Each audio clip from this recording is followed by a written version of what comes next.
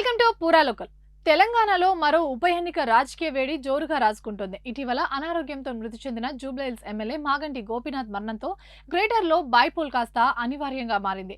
6 ఏళ్లలోపు ఎన్నికలు జరిగే అవకాశం ఉండగా ఎన్నిక ఏకగ్రీవం కాబోతుందా? సిట్టింగ్ స్థానాన్ని కాపాడుకునేందుకు బీఆర్ఎస్ ఎలాంటి ఎత్తులు వేయబోతుంది? కంటోన్మెంట్ మాదిరిగానే కాంగ్రెస్ కైవసం చేసుకోనుందా?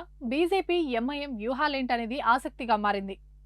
ఈ నేపథ్యంలో ప్రధాన పార్టీలు ఎవరిని బరిలోకి దింపబోతున్నాయి? ఆశావాహులకు టికెట్ దక్కకపోతే వాళ్ళు ఏ మేరకు సహకరిస్తారనేది చర్చ మొదలైంది. జూబ్లీహిల్స్ ఉప ఎన్నిక కోసం అధికారికంగా ఎలాంటి కసరత్తు మొదలు కాకపోయినా రాజకీయంగా మాత్రం ఆశావాహులు టికెట్ల కోసం తమ ప్రయత్నాలు ముమ్మరం చేస్తున్నారు. ఆయా పార్టీల నేతలు తమ గాడ్ ఫాదర్ల ద్వారా అధిష్టానం పెద్దల వద్ద లాబింగ్ మొదలుపెట్టినట్టు ప్రచారం జరుగుతుంది. ఇలాంటి పరిస్థితి ఎప్పుడొచ్చినా బీఆర్ఎస్ వారి కుటుంబ సభ్యులకే టికెట్ ఇస్తూ వస్తుందనేది ఒక పుకారు. అదే జరిగితే మాగంటి సునీతకు టికెట్ ఇచ్చే అవకాశం కనిపిస్తుంది. ఇక రేసులో పీజేఆర్ తనయుడు మాజీ ఎమ్మెల్యే విష్ణువర్ధన్ రెడ్డి, రావుల శ్రీధర్ రెడ్డి వంటి నేతల పేర్లు గులాబీ పార్టీలో జోరుగా వినిపిస్తున్నాయి. కాంగ్రెస్ నుంచి గత ఎన్నికల్లో పోటీ చేసి ఓడిపోయిన టీమిండియా మాజీ క్రికెటర్ మొహమ్మద్ అజరుద్దీన్, పీజేఆర్ కూతురు విజయ్ రెడ్డి, నవీన్ యాదవ్ పేర్లు సైతం తెరపైకి వస్తున్నాయి.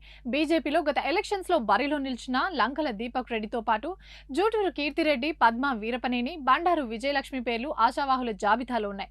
జూబ్లీహిల్స్ సెగ్మెంట్ లో ముస్లిం మైనార్టీ ఓట్లు నిర్ణయాత్మకతం కానున్నాయి. గత ఎన్నికల్లో ఎంఐఎం తరపున రషీద్ ఫజరుద్దీన్ పోటీ చేసి ఓటమి పాలయ్యారు. అయితే తాజా రాజకీయ పరిస్థితుల దృష్ట్యా అధికార పార్టీతో సన్నిహితంగా ఉంటున్న ఎంఐఎం కనుక పోటీకి దూరంగా ఉంటే హస్తం పార్టీకి విజయావకాశాలు పెరుగుతాయనే అంచనాలు కూడా ఉన్నాయి. ఈ నేపథ్యంలో పతంగి పార్టీ పోటీ చేస్తుందా లేదా, పోటీకి దూరంగా ఉంటే ఆ పార్టీ మద్దతు కాంగ్రెస్ కా లేక బీఆర్ఎస్ కా అనేది వేచి చూడాలి.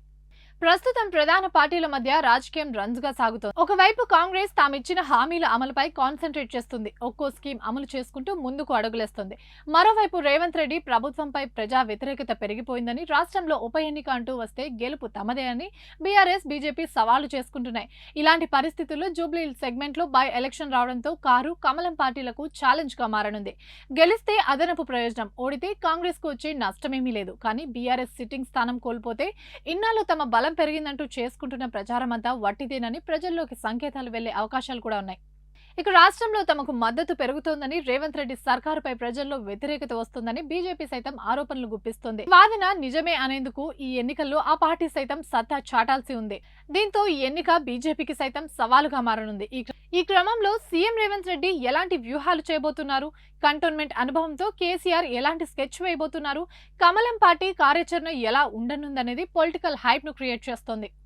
ఇవి ఇప్పటివరకు అప్డేట్స్. మరిన్ని అప్డేట్స్ కోసం చూస్తూనే ఉండండి పూరా లోకల్.